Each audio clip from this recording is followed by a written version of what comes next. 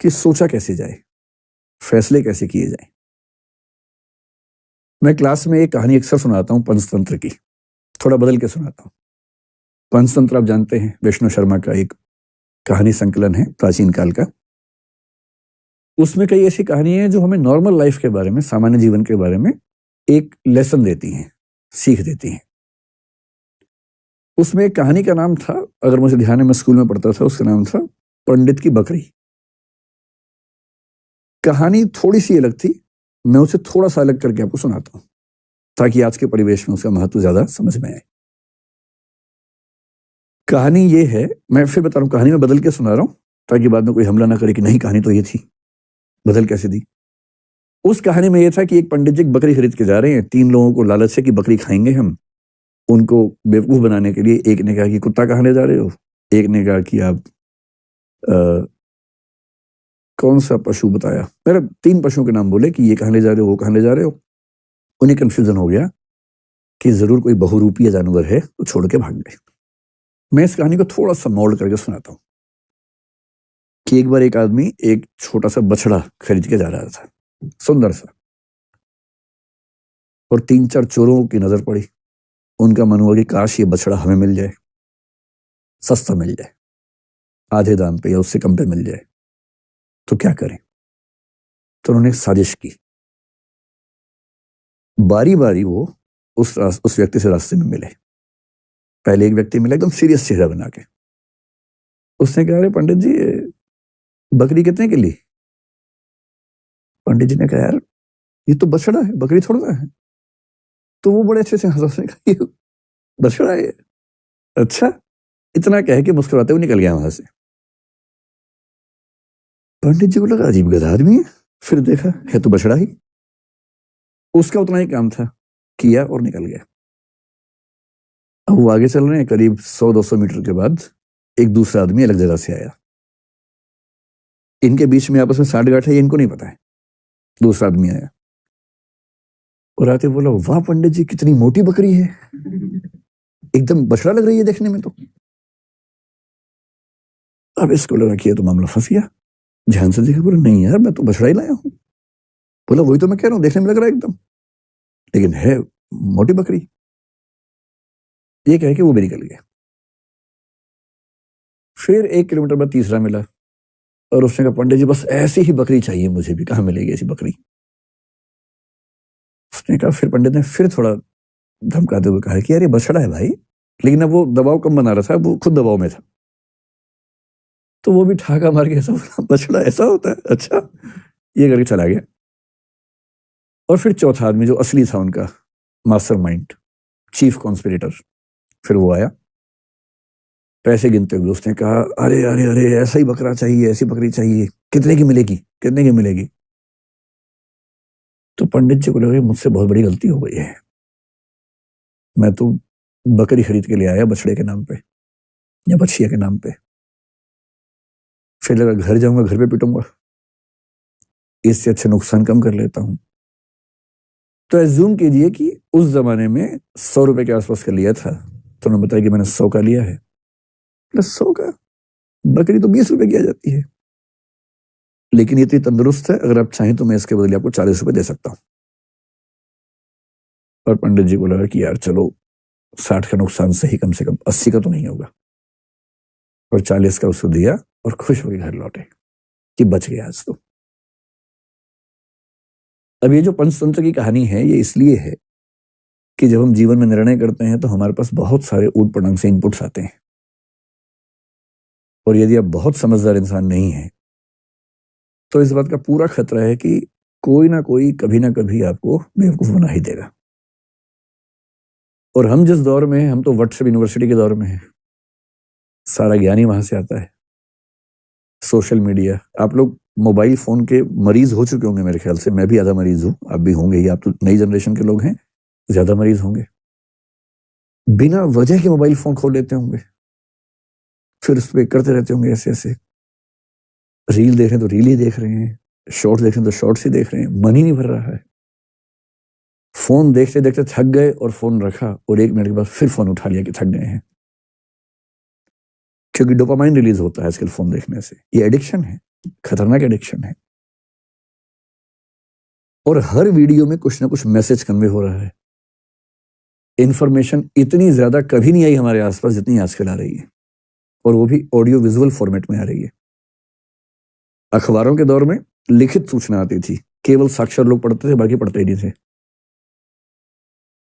आज के दौर में ऑडियो है, विजुअल है, टेक्स्ट है, हर भाषा में है। कोई व्यक्ति बच ही नहीं सकता।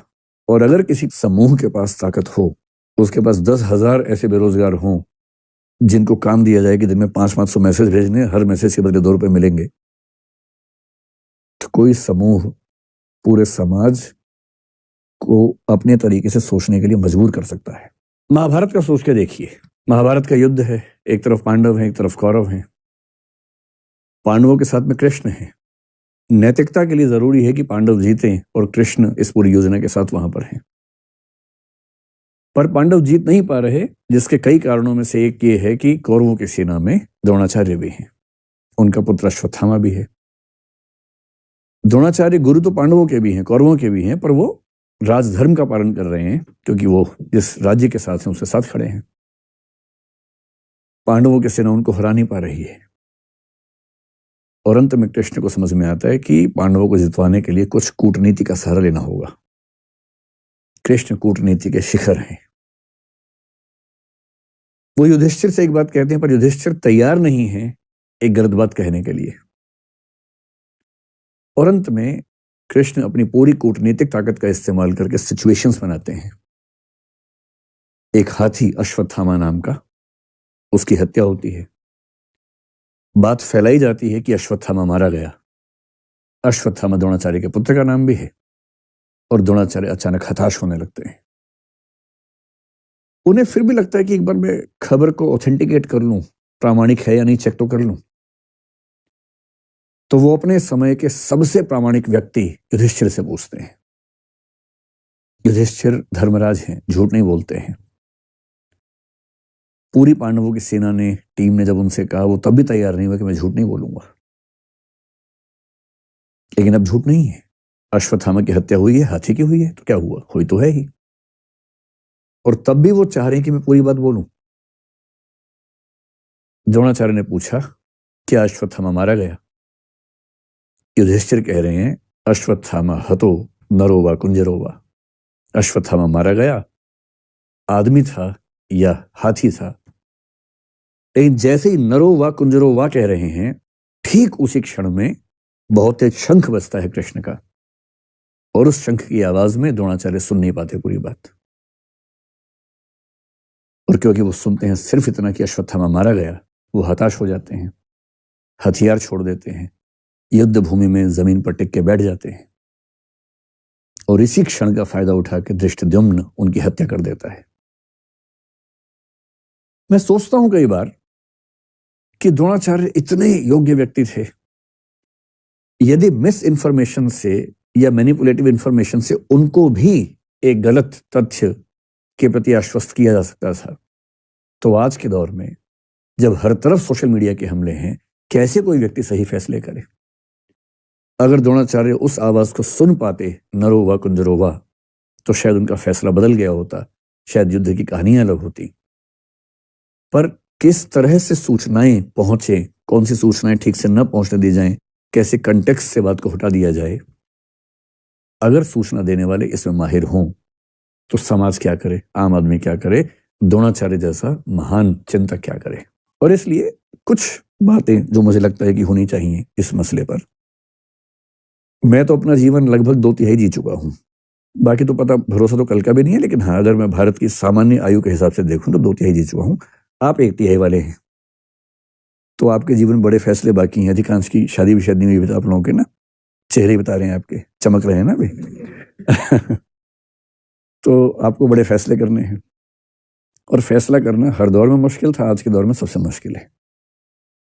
तो कुछ सावधानियां कि जब आप फैसला करें जिंदगी में, तो किन सावधानियों को बरतें ताकि गलतियां कम से कम हो। गलतियां उसके बाद भी होंगी, कौन है जो गलती नहीं करता है फैसले में? सब करते हैं, आप भी करेंगे, पर गलतियां कम हो, सही फैसले ज्यादा हों।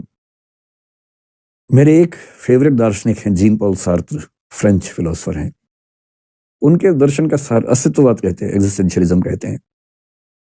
उसका सार ये है कि अपनी जिंदगी की कहानी हम लोग खुद लिखते हैं, और किस चीज से लिखते हैं? अपने फैसलों से लिखते हैं, निर्णयों से लिखते हैं।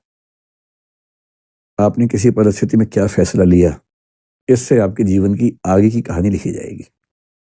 इसलिए मुझे लगता है कि टॉपिक थोड़ा सा महत्वपूर्ण है। तो इसका नाम रख लेते हैं निर्णय। सही निर्णय लेने में क्या क्या सावधानी होनी चाहिए, बेसिक सी बात इतनी सी है। जब आपके मन में कोई सवाल है तो सवाल पूछिएगा, पहले मैं अपनी बात रखता हूं, फिर आप सवाल पूछिएगा। जब भी कोई निर्णय लेने की प्रक्रिया में आप उतरते हैं, सबसे पहला स्टेप क्या है? सबसे पहला स्टेप है ये देखिए कि निर्णय की प्रक्रिया में उतरने से पहले आप निष्पक्ष और तटस्थ हैं या नहीं हैं। एक शब्द होता है तटस्थ, जिसको अंग्रेजी में बोलते हैं न्यूट्रल। तटस्थता को न्यूट्रलिटी बोलते हैं। इससे मिलता जुलता एक प्रसंग है निष्पक्ष, या निष्पक्षता कह लीजिए। इसको बोलते हैं इम्पार्शियल होना, या इम्पार्शियलिटी एज ए क्वालिटी। ये मैं कह रहा हूं कि निर्णय की प्रक्रिया में उतरने से पहले, बाद में तो जो होगा देखेंगे। जैसे हमारा समाज इस समय बहुत सारे सामाजिक राजनीतिक मुद्दों से घिरा हुआ है। जैसे एक मुद्दा कुछ दिन पहले आया, जो हिजाब का मुद्दा जिसको हम कहते हैं। कर्नाटक से एक डिबेट उठी हिजाब की। फिर एक मुद्दा आजकल चल रहा है यूनिफॉर्म सिविल कोड का, जो कि हो सकता है कि जल्दी ही किसी रूप में हमारे सामने आए। फिर पॉपुलेशन बिल के बारे में बात चलती है आजकल।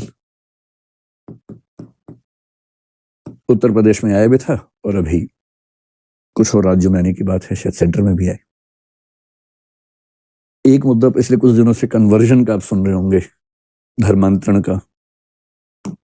लव जिहाद का मुद्दा सुन रहे होंगे। सारे मुद्दे हमारे सामने आते रहते हैं। हम इन सब पे बात करेंगे समय के साथ, धीरे धीरे इन सब पे बात करेंगे। पर किसी टॉपिक पर बात करने से पहले देखना जरूरी है कि हम पहले से फैसला ले तो नहीं चुके हैं। और सबसे बड़ी दिक्कत हमारे समाज की है कि फैसले पहले हो चुके हैं, विचार बाद में होता है। सही प्रोसेस तो ये है कि पहले विचार हो, फिर फैसला हो, और फैसला पहले होता है। मेरे बहुत सारे दोस्त हैं, हिंदू हैं, मुसलमान हैं, सिख हैं, हर धर्म के लोग। मतलब वैसे तो मैं बहुत ही अकेले टाइप का आदमी हूँ, दोस्त ज्यादा है नहीं, पर जो है उनमें मतलब डाइवर्सिटी ठीक ठाक है।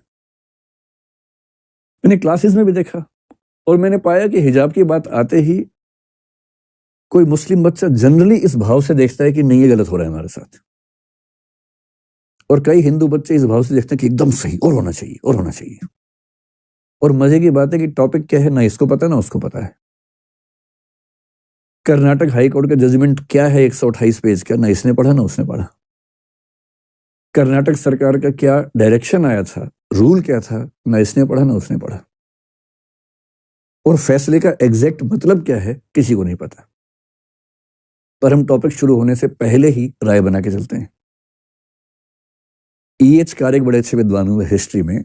उनकी एक किताब है बड़ी अच्छी, हिस्ट्री, इतिहास क्या है, व्हाट इज हिस्ट्री। बड़ी अच्छी किताब है। उन्होंने साबित किया कि हिस्ट्री के बारे में आप कुछ भी कह लीजिए, कितने फैक्ट्स हैं, इतने प्रमाण हैं, सब बेकार की बातें हैं। अंततः इतिहासकार के दिमाग में जो बैठा हुआ है वो साबित वही करता है। इसलिए मार्क्सिस्ट हिस्टोरियन लिखेंगे तो आप पाएंगे सबके निर्णय लगभग एक जैसे आते हैं, और जो नेशनलिस्ट हिस्टोरियंस हैं उनके फैसले एक जैसे आते हैं हमेशा। किसी हिस्टोरिकल फिगर को लेकर सोच लीजिए, अकबर की बात कर लीजिए, औरंगजेब की बात कर लीजिए। एक धारा के फैसले हमेशा एक से आएंगे, दूसरी धारा के फैसले हमेशा एक से आएंगे। ऐसी माइंडसेट से अगर हम चलेंगे, और हमारी यूनिवर्सिटीज में भी तो यही होता है। बहुत रोचक बात है, यूनिवर्सिटीज में टीचर्स बटे हुए हैं कि ये मार्क्सवादी है, ये भाजपाई है। और मैं सोचता हूं कि जो आदमी देश को पढ़ाने की जिम्मेदारी संभालता है यूनिवर्सिटी में, वो एक विचारधारा से बंध कर चीजों को देखने का आदी कैसे हो सकता है? उसके अंदर इतना वैचारिक साहस क्यों नहीं है कि किसी मुद्दे पर मेरी विचारधारा से बेहतर राय किसी और विचारधारा की भी हो सकती है? ये साहस क्यों नहीं है? और इसलिए जो बात यूनिवर्सिटीज तक में मिस होती है तो समाज में तो कहां से आएगी? विश्वविद्यालय का तो काम है समाज को सही दिशा देना, वही नहीं है तो समाज में कहां से आएगी? पहले कोशिश कीजिए न्यूट्रल होने की, तटस्थ होने की, कि मुद्दे को समझने से पहले ना मैं इस तरफ हूं ना मैं उस तरफ हूं। हिजाब की बात है, मुझे नहीं पता, मैं पहले स्टडी करूंगा पूरा, स्टडी करने के बाद मामला ठीक लगेगा तो मैं कहूंगा हाँ ये ठीक है, गलत होगा तो बोलूंगा गलत है। पहले क्यों फैसला करूं? ये तो बहुत बेसिक सी बात है। न्यूट्रलिटी ही जब रियल सिचुएशंस में आती है उसको बोलते हैं निष्पक्षता, impartiality in the specific situations. और ध्यान रखना है, निष्पक्ष नहीं रह पाने के भी दो तरीके होते हैं। निष्पक्ष का मतलब है कि भाई मैं एक्स और वाई के झगड़े में ना एक्स की तरफ हूं ना वाई की तरफ हूं। जैसे मान लीजिए दो बच्चों में झगड़ा हो जाए और उनमें से दोनों की मम्मियां नीचे आ जाएं। जनरल परसेप्शन ये है कि मम्मी बच्चों के झगड़े में अपने बच्चे का पक्ष लेगी।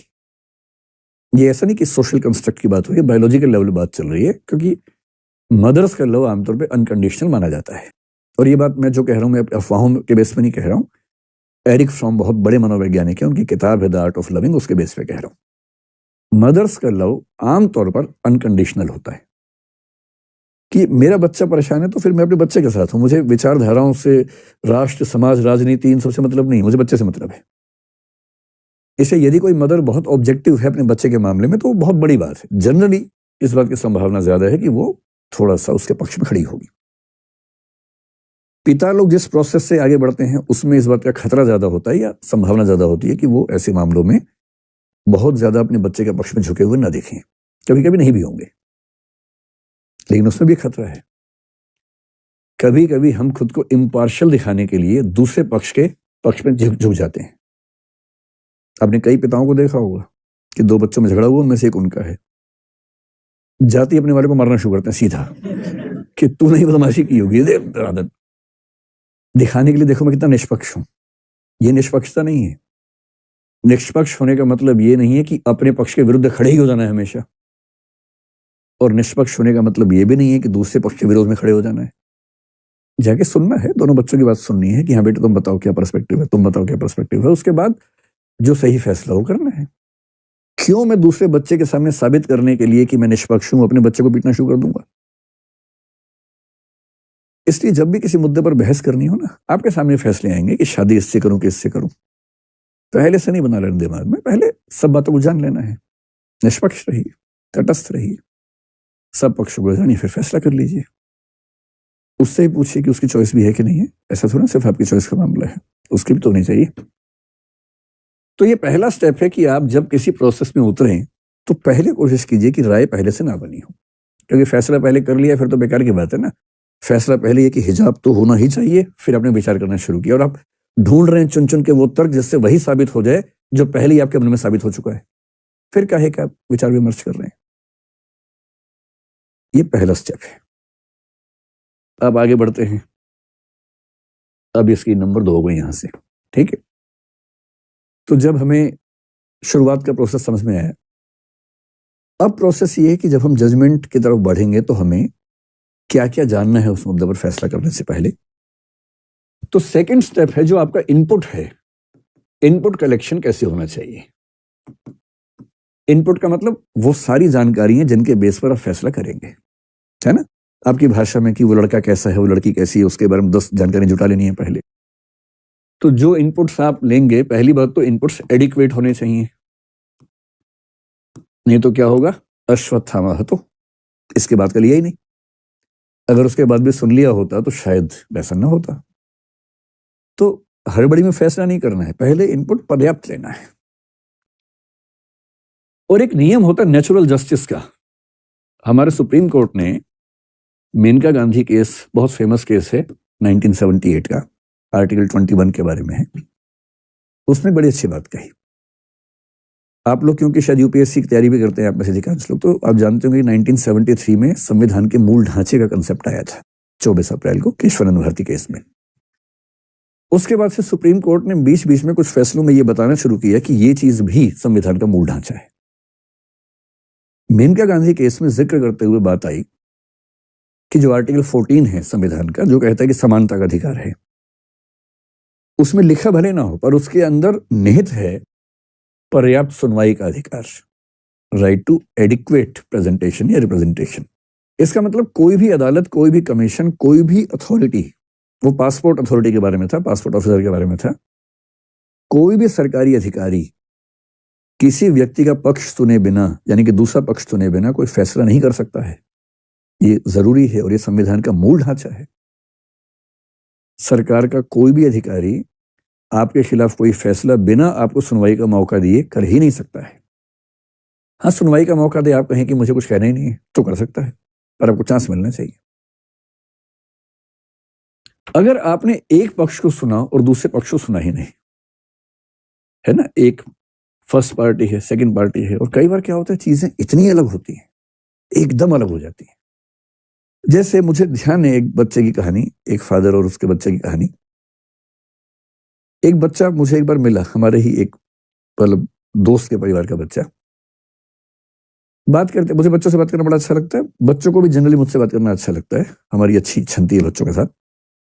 तो मैंने उससे हालचाल पूछा, फिर मैंने कहा और बताओ लाइफ में क्या चल रहा है। तो बच्चे अपने अफेयर वफेयर सब मुझे बता देते हैं बहुत जल्दी, 5-10 मिनट के अंदर सब ओपन हो जाते हैं, फिर सब बताते रहते हैं। तो खैर वो तो दूसरी बात थी। उससे मैंने पूछा कि बताओ बेटा सब चल रहा है जीवन में, तो उसने सब बताया, सब बातें। बात करते करते अचानक मुझे फील हुआ कि वो अपने बाप को लेकर बहुत नाराज है। तो मैंने कहा कि क्या हुआ।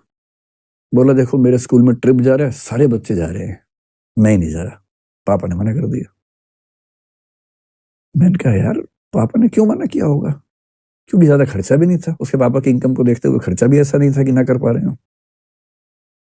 वो इतना गुस्से में था, बोला मुझे तो लगता है कि नाली से उठा के लाए थे मुझे क्योंकि सारे बच्चे जा रहे हैं, मैं अच्छा बच्चे बहुत जल्दी फैसला करते हैं कि नाली के पास से आए हैं और नाली पता नहीं क्यों चुनते हैं, सड़क के पास से बोल दे रही, नाली ही चुनते हैं सब बच्चे कि नाली के पास से लाए गए। या तो अपना हुलिया देखते होंगे शीशे में, उसको देख के ज्यादा क्लोज लगता होगा कि नाली के पास से आए। तो मैंने कहा यार मुझे भी ठीक नहीं लग रहा है। अच्छा मुझसे कोई व्यक्ति पूछे कि बच्चों का ट्रिप जा रहा है स्कूल का, अपने बच्चे को भेजूं या ना भेजूं। अच्छा बेटे में लोग तैयार रहते हैं, बेटी को लेकर ज्यादा सोचते हैं। मेरी सलाह हमेशा होती है कि जरूर भेजो, क्योंकि परिवार में आपको सिखा ही नहीं पाएंगे जो ट्रिप पे सीखने का मौका मिलेगा। तो मैंने उसके पिता से जो वहीं थे आसपास अलग से बात की। मैंने कहा बड़ा नाराज है तेरा छोरा, कह रहा है कि पापा भेज नहीं रहे ट्रिप पे। अब सोचिए मैं जब उसके पिता से मिलने गया, मेरे मन में ये भाव था कि ये ऐसी मूर्खता क्यों कर रहा है, क्यों नहीं भेज रहा उसे। और उसके बाप ने साइड में ले क्या बोला मुझे, बोला सर दिक्कत क्या है, डॉक्टर ने मना किया है, इसके हार्ट में प्रॉब्लम है। डॉक्टर ने कहा है कि भूल के भी बाहर नहीं भेजना है, और ये भी कहा है कि इसको पता भी नहीं चलना चाहिए कि प्रॉब्लम है। अगर इसको बता दिया इस उम्र में कि हार्ट में दिक्कत है तो जिंदगी खत्म, भेज दिया तो वैसे खत्म, तो करें क्या। अब देखिए दूसरा पक्ष सुनते क्या, वो पर्सपेक्टिव पूरा चेंज हो गया। आप तो गुस्से में थे कि कैसा बाप है, और बच्चा मुझसे पूछा, बच्चे को लग रहा है कि मैं उसकी अप्रोच लगाने गया हूँ, सिफारिश करने गया हूँ। वो मुझसे पूछ रहे कि बात करिए अपने आप में, क्या बोल। कई बार ऐसा होता है कि आपने एक पक्ष को सुना, आपको लगा इतना ऑथेंटिक है, पर्याप्त है, फैसला कर लो। लेकिन दूसरा पक्ष इतना ड्रामेटिकली अलग होता है, इतना जरूरी होता है कि वो सुनने के बाद आपको लगता है कि ये तो, इसके बिना तो फैसला हो ही नहीं सकता था। इसलिए कोई पक्ष कितना भी कन्विंसिंग हो, पूरा परिवार, पूरा धर्म, पूरा समाज, पूरी राजनीति सब एक तरफ बोल रहे हों, तब भी ध्यान रखना है कि एक दूसरा पक्ष भी होता है। और जब तक सिक्के का दूसरा पहलू नहीं देखेंगे आप सच के नजदीक पहुंच नहीं पाएंगे। हमेशा देखिए कोई इंफॉर्मेशन आई है, नियत का सवाल भी तो हो सकता है ना, किसी ने क्यों आपको बताया। कोई आपको कहे कि तुम जानते हो तुम जिसको पसंद करते हो आज कहाँ घूम रहा था, आप कहना अच्छा बता दो, पहले बता दो पूरा, तुम सूचना ले लीजिए, क्या दिक्कत है। फिर सोचिए कि ये बताने क्यों आए इतनी दूर से ऑटो खर्चा करके, हो सकता है तीसरा उम्मीदवार हो ये भी तो हो सकता है भाई। एक डाउट का स्पेस तो रहता ही है ना, आप इतना प्रिकॉशन तो लेंगे ही ना, ऐसे कैसे फैसला कर लेंगे किसी के बारे में एक सेकंड में। और जब तक तय ना हो कि वो व्यक्ति गलत है तब तक उसको दोषी नहीं मानना है। हम बहुत जल्दी कोशिश करेंगे नार्को, पॉलीग्राफ ये सब समझेंगे, इसके पीछे की फिलॉसफी क्या है, क्या सिस्टम्स हैं, कानून का बुनियादी सिद्धांत क्या है। 1000 अपराधी भले छूट जाएं, एक भी निर्दोष को सजा नहीं होनी चाहिए। मोसेस मेमोनाइट नाम का एक दार्शनिक था, यहूदी दार्शनिक, उसका कथन है। और दुनिया के सारे सभ्य देश इसी उसूल पे चलते हैं। और इसका सिंपल मतलब यह है, जब तक साबित ना हो जाए कि कोई अपराधी है उसे अपराधी नहीं मानना है, वरना आपकी जिंदगी खराब हो जाएगी। आप सब पे शक करते रहेंगे, सब पे संदेह करते रहेंगे, लोग आपसे बात करना बंद कर देंगे। दो ही तरीके हैं, जब तक साबित नहीं होगा तब तक भरोसा करूंगा, दूसरा जब तक साबित नहीं होगा तब तक शक करूंगा। ज्यादा अच्छा क्या है, भरोसा कीजिए जब तक साबित ना हो कि भरोसा गलत है, क्योंकि भरोसा बनाना मुश्किल काम है, तोड़ना बहुत आसान काम है। अब जब इतना कुछ हो गया, आपने नेचुरल जस्टिस भी देख लिया, एडिक्वेट आपके पास फैक्ट्स हैं, पक्ष विपक्ष में हैं, दोनों तरफ के हैं, वो सब देख लिए, तब सवाल आता है कि अब हमें जजमेंट करने की ओर बढ़ना है, और जजमेंट करते समय हमें किन किन गलतियों से बचना है। एक वर्ड होता है, आपने एक शब्द मतलब वो एक विषय का नाम सुना होगा, लॉजिक, सुना है? तर्क शास्त्र बोलते हैं इसको हिंदी में। Logic is a part of philosophy, philosophy की कुछ ब्रांचेस हैं, उनमें से एक का नाम लॉजिक है। और लॉजिक का काम यह बताना है कि हम फैसला करते हुए, तार्किक फैसले करते समय कौन कौन सी त्रुटियां करते हैं। उन त्रुटियों को बोलते हैं फैलेसी, या हिंदी में बोलते हैं तर्क दोष, कि तर्क करते हुए कौन सी गलतियां आमतौर पे हमसे हो जाती हैं अगर हम प्रिकॉशन ना लें, अगर हम समझदारी से काम ना करें। तो जजमेंट करते समय हमें कुछ ऐसी गलतियों से बचना है जिन्हें जनरली हम फैलेसी कह सकते हैं, तर्क दोष कह सकते हैं। तर्क दोष तो 50 तरह के हैं, हम बहुत कॉमन सेंस वाली जो चीजें उनकी बात करेंगे, जो सामान्य जीवन में अप्लाई होती हैं, अक्सर होती हैं। जैसे एक है कि आपको हमेशा ध्यान रखना है कि आपके इनपुट और जजमेंट के बीच में प्रोपोर्शन ठीक होना चाहिए। प्रोपोर्शनैलिटी यानी आनुपातिकता का सिद्धांत ठीक से काम करना चाहिए। इसका मतलब क्या हुआ? इसका मतलब यह हुआ कि इनपुट जितना है फैसला उतना ही होना चाहिए। ऐसी बात समझ में नहीं आ रही बिना एग्जाम्पल के ना, एग्जाम्पल से बात समझ लेते हैं। आप लोग तो बहुत एडवांस जनरेशन के लोग हैं, हम जिस जमाने के आदि मानव हैं, हम लोग जिस जमाने के, उस जमाने में क्लासरूम में ऐसे बच्चे नहीं बैठते थे कि लड़के लड़कियां एक साथ बैठे हों। तो मैं जिस स्कूल से पढ़ा हूं, वहां जब मैं 8वीं क्लास में आया, वहां तक तो केवल वो लड़कों का स्कूल था। कई हजार लड़के जैसे एक जेल में एक साथ बंद हो गए हों, ऐसा लगता था। स्कूल अच्छा था, लेकिन स्कूल केवल पढ़ाई के लिए थोड़ा बच्चे जाते हैं, उनको तो अच्छा जीवन चाहिए। फिर वहां पर कोएड नाम की एक चीज है कि अब से स्कूल कोएड हो गया है। तो लड़के बहुत उत्साहित थे उस समय कि अब स्कूल कोएड हो गया है। अब उनको स्कूल आने की भी इच्छा पहली बार होनी शुरू हुई कि अब हम स्कूल जाएंगे। तो हमें लगा बड़ा अच्छा स्कूल हो जाएगा। फिर पता लगा नहीं भाई, केवल एक मीडियम, इंग्लिश मीडियम में बच्चे एक साथ पढ़ेंगे, क्योंकि उसमें बहुत कम बच्चे थे। हिंदी मीडियम में लड़कियों का सेक्शन अलग, लड़कों का सेक्शन अलग होगा। ये कोएड होता था। लड़कों के मतलब सेक्शंस, ब्लॉक्स भी अलग थे। वो लड़कों का जेल है, ये लड़कियों का जेल है, इस तरह से होता था। और बीच में कुछ टापू थे जहां लड़के लड़कियां एक साथ क्लास में होते थे, इंग्लिश मीडियम में। कई बच्चों ने इंग्लिश मीडियम में लिया उस चक्कर में, जबकि इंग्लिश उनको आती नहीं थी बिल्कुल भी लेकिन इंग्लिश मीडियम के चक्कर में लिया कई बच्चों ने, उनमें एक मैं भी था। तो आती नहीं थी इंग्लिश उस जमाने में, लेकिन ठीक है, बहुत सारे दोस्त थे तो हम भी चले गए। फिर पता लगा वहां पर भी जो बैठने का तरीका था, 4 रो थी, उनमें से 3 लड़कों की, 1 लड़कियों की। बीच में हाईवे था बहुत बड़ा। लड़कों वाले में आपस में कम गैप था, लड़की लड़की के बीच में इतना गैप था, लगा तालिबान जैसा भाव आता था वहां पर, कितना गैप। अब सोचिए, पहली बार किसी छोटे शहर, छोटे कस्बे में कोएड स्कूल शुरू होगा तो ऐसे ही होगा, सीधी सी बात है, कैसे होगा? सब लड़के ताक में की बात हो जाए किसी से, सब तो बात नहीं कर पाएंगे। कोई एक आध बात कर लेगा, बात भी क्या कर लेगा, पेन मांग लेगा, कॉपी मांग लेगा, और क्या, यही तो होता है। पेन से ही बात शुरू होती है, पेन और नोट से, और कहां से बात शुरू होती है? और जिस दिन किसी लड़के ने पेन मांग लिया, बाकी लड़के उसको बधाई देते थे कि यार क्या बात है, पेन मांग लिया तुमने तो, गजब। और पेन मांगने में ही लोग मान लेते थे कि अब शादी होने वाली है इन लोगों की। कई लोग बच्चों के नाम भी सोचने लगते थे। हमें बहुत साल बाद समझ में आया कि अगर कोई लड़की किसी लड़के से पेन मांग ले तो इसका मतलब सिर्फ यह है कि लड़के ने लड़के से पेन मांगा है, बस। हमें कई साल लग गए समझने में। पहले हमें लगा सगाई तो पक्की है ही, कम से कम शादी, अफेयर तो है ही पता नहीं क्या क्या। कई साल बाद समझ में आया कि नहीं, सिर्फ पेन मांगा है, और पेन मांगने का मतलब सिर्फ पेन मांगा है। मैं अपनी क्लास में एग्जाम्पल खूब देके समझाता हूँ बच्चों को, ताकि वो भी थोड़ा ठीक से सोचे समझे। क्योंकि दिमाग कैसे काम करता है कि 3-4, जैसे आप लोग साथ साथ बैठे ना, आपके दिमाग भी खुले होंगे, हमारे तो बहुत बंद थे दिमाग उस समय। तो मान लीजिए किसी लड़की का पेन खत्म हो गया, साथ में एक लड़की बैठी, उसके पास भी पेन नहीं है एक्स्ट्रा। पहले उसने उसी से पूछा, पर पेन नहीं है। क्लास चल रही है बहुत जबरदस्त तरीके से, बहुत जरूरी बात चल रही है। अब वो क्या करे बेचारी। तो आसपास 2-3 लड़के बैठे थे, उनमें से किसी एक से उसने कहा कि पेन है क्या।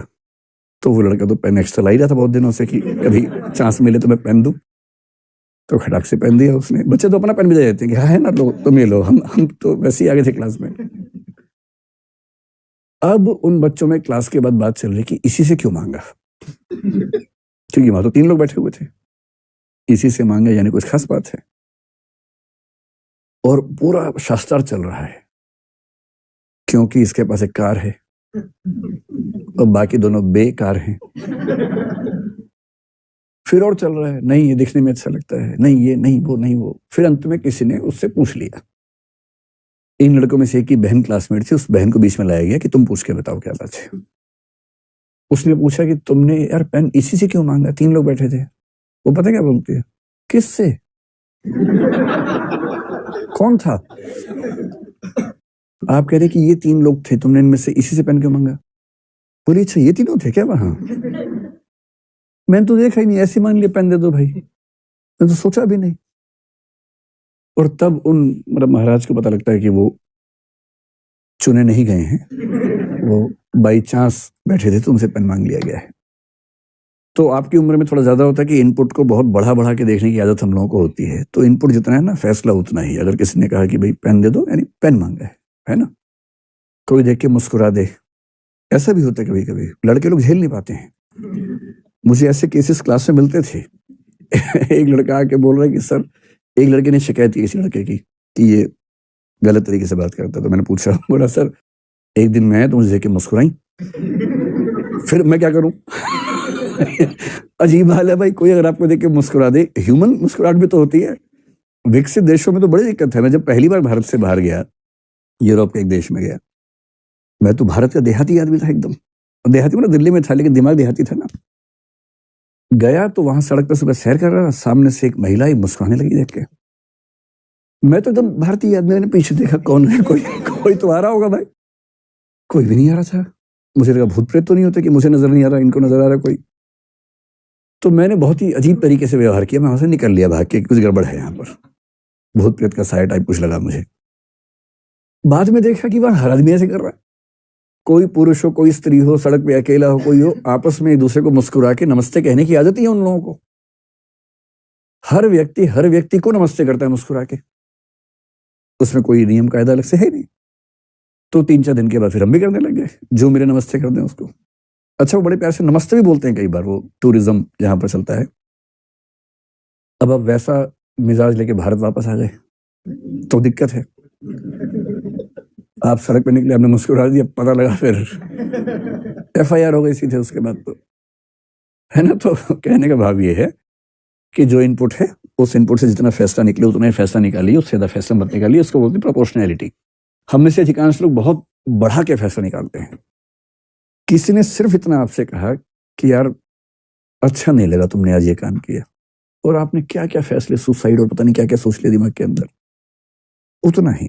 किसी मूड में किसी ने कुछ कह दिया, टेम्परामेंट में, इमोशंस में कह दिया, तो उसकी वैल्यू उतनी ही रखी। बहुत बढ़ाइए मत उस चीज को, उतना ही जितना उसका महत्व होना चाहिए, उससे ज्यादा नहीं होना चाहिए। जजमेंट की दूसरी फैलेसी को बोलते हैं इलिसिट जनरलाइजेशन, अवैध सामान्यीकरण इसको बोलते हैं हिंदी में। ये हम सब बहुत करते हैं, बहुत ज्यादा। और मैंने ऐसे बहुत मासूम मासूम बच्चों को देखा है। छोटे बच्चे भी, जैसे पहली बार कोई पसंद आ गया उनको, मान लीजिए, स्वाभाविक सी बात है, ऐसा तो हो ही जाता है 10वीं 12वीं ग्रेजुएशन में। किसी को देखकर अच्छा लगना है तो बहुत स्वाभाविक है। अगर बिल्कुल नहीं ऐसा हो रहा है तो चिंता की बात है, और हो रहा है तो नॉर्मल बात है। और उसी मासूमियत में जाके उसने कह दिया कि आप मुझे बड़े अच्छे लगते हैं। और दूसरे व्यक्ति को ना मना करने की तमीज नहीं थी। भाई मना करने की भी तमीज होती है ना।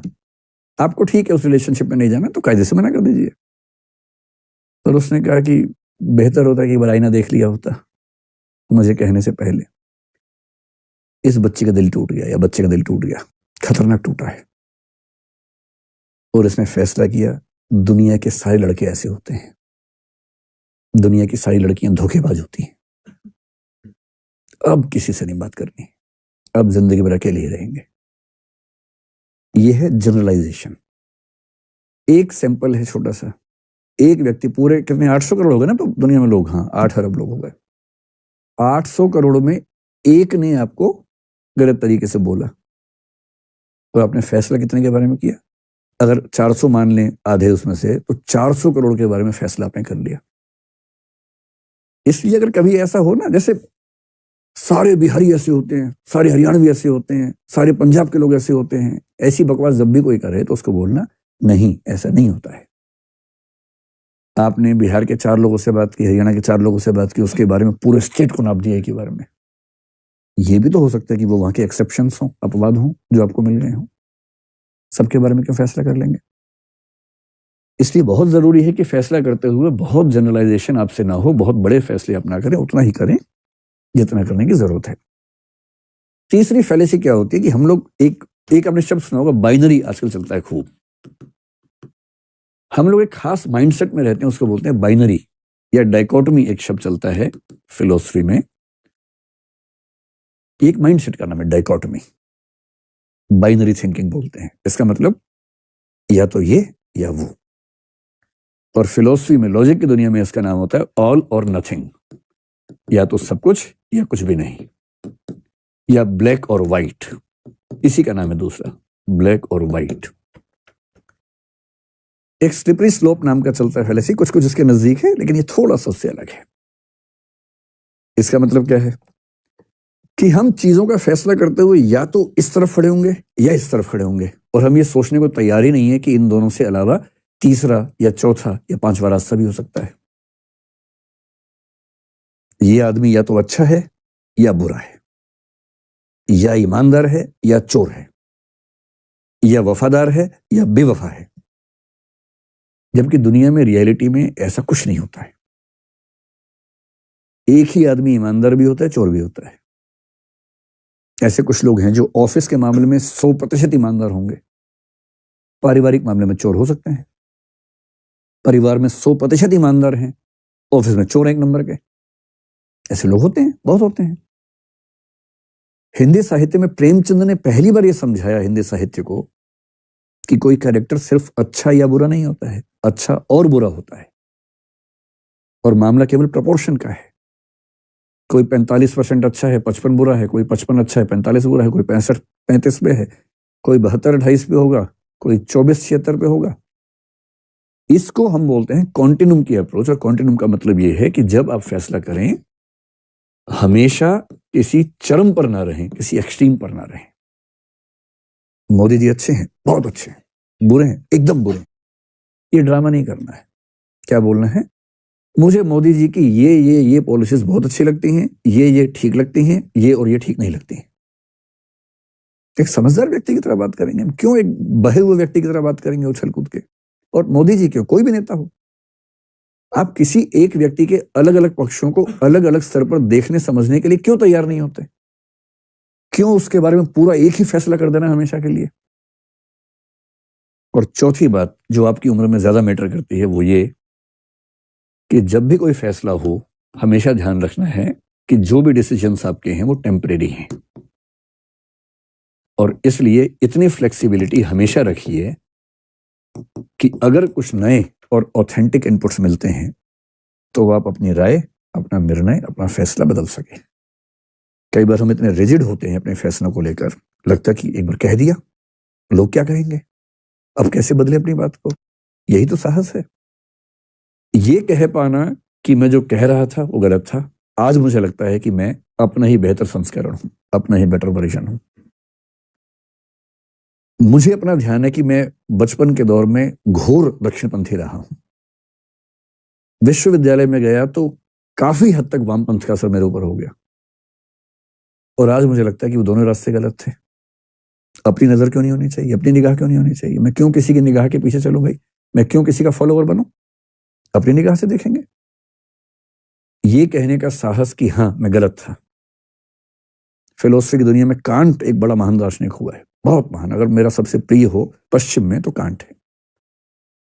पहले वो रैशनलिज्म के रास्ते पर था। रैशनलिज्म एक सेक्ट है, एक एम्पायरिसिज्म एक दूसरा सेक्ट है, बुद्धिवाद और अनुभववाद कहते हैं। वो बुद्धिवाद का दीवाना हो गया। इतने में एक अनुभववादी दार्शनिक ह्यूम को उसने पढ़ा, पागल हो गया एकदम। कि अरे यार यही सही है। फिर बुद्धिवाद के एक दार्शनिक को बड़ा बोला, नहीं यार ये नहीं, ये सही है। फिर ह्यूम से उसने कुछ चीजें सीखी, फिर बोला नहीं यही सही है। पेंडुलम की तरह बेचारा इधर इधर इधर इधर, और अंत में उसने घोषणा की दोनों गलत है, हम तो अपने रास्ते पर चलेंगे। और उसने उस रास्ते का नाम दिया समीक्षावाद या क्रिटिसिज्म या क्रिटिकल फिलॉसफी। मैं क्यों किसी का पीछे लग्गू बनूं भाई। और 20th सेंचुरी में, कांड तो 18th सेंचुरी में हुआ, 20th सेंचुरी में एक आदमी विटगेन्स्टीन, इतना प्यारा आदमी हुआ, कैम्ब्रिज से वो जुड़ा हुआ था, लुडविग विटगेन्स्टीन उसका नाम था। और टाइम पत्रिका ने 20वीं सदी के सबसे महान 100 लोगों में उसको स्थान दिया। उसकी फिलॉसफी बहुत मुश्किल है, समझना बड़ा मुश्किल काम होता है, लेकिन मैं जो बताना चाह रहा हूं वो जो रोचक बात उसके बारे में, उसने किताब लिखी, ट्रैक्टेटस नाम से किताब लिखी, बहुत फेमस हो गई किताब। इतनी फेमस हो गई कि उस किताब को बेस बनाकर फिलॉसफी में 2-3 स्कूल चल पड़े, पूरे सब उसके दीवाने हो गए। फिर वो घूमने चला गया, नदी के तट पे रहने लग गया। फिर वापस आए कुछ साल बाद और आके बोला कि मैंने उस किताब में जो भी लिखा था वो सब बकवास है, मैं खुद अपनी किताब को खारिज करता हूं। बाकी लोग बोले आप तो खारिज कर दोगे, हम तो उसी के बेस में पता नहीं कहां तक भवन बना चुके अपने अपने। तो उसने कहा नहीं, गलत है तो गलत है। मैंने बोला, उस समय वही समझ में आया सब गलत है। और तब एक दूसरा सिद्धांत निकाला, अपने ही पहले सिद्धांत के खिलाफ दूसरा सिद्धांत। ये साहस कि जो मैंने फैसला किया है, एक समय के बाद हो सकता है कि पर्याप्त इनपुट्स ऐसे मिले कि मुझे ही समझ में आ जाए कि फैसला गलत था। और गलत था तो मैं गलत फैसला क्यों ढोता रहूं भाई। क्यों नहीं ईमानदारी से मान लूं कि हाँ एक गलती हुई, अब मैं उस गलती का निराकरण कर रहा हूं। मेरी राय पहले ये थी, अब मेरी राय ये है, और अभी भी गारंटी नहीं है कि हमेशा ही रहेगी राय, कल को बदल सकती है। हाँ, ह्यूमन रिलेशंस में आप नहीं कर सकते ऐसा बार बार, लेकिन सामाजिक मुद्दों पे, राजनीतिक मुद्दों पे तो कर ही सकते हैं। और इसलिए आज के दौर में अगर आप इन प्रिकॉशंस को ध्यान रखते हैं तो मेरा ख्याल है कि हम बेटर जज होंगे। जज बनना बहुत मुश्किल काम होता है, हम जज बनते बहुत ज्यादा हैं, अपने मामले में वकील, दूसरों के मामले में जज तुरंत बन जाते हैं। लेकिन जजमेंटल होना जज होना नहीं है, जजमेंटल हुए बिना ठीक फैसला करना जज होना है। तो ये आज की चर्चा में जो करना चाह रहा था वो ये थी। आपके मन में कुछ सवाल इसको लेके उठ रहे हो तो पूछिए, उसको डिस्कस करें।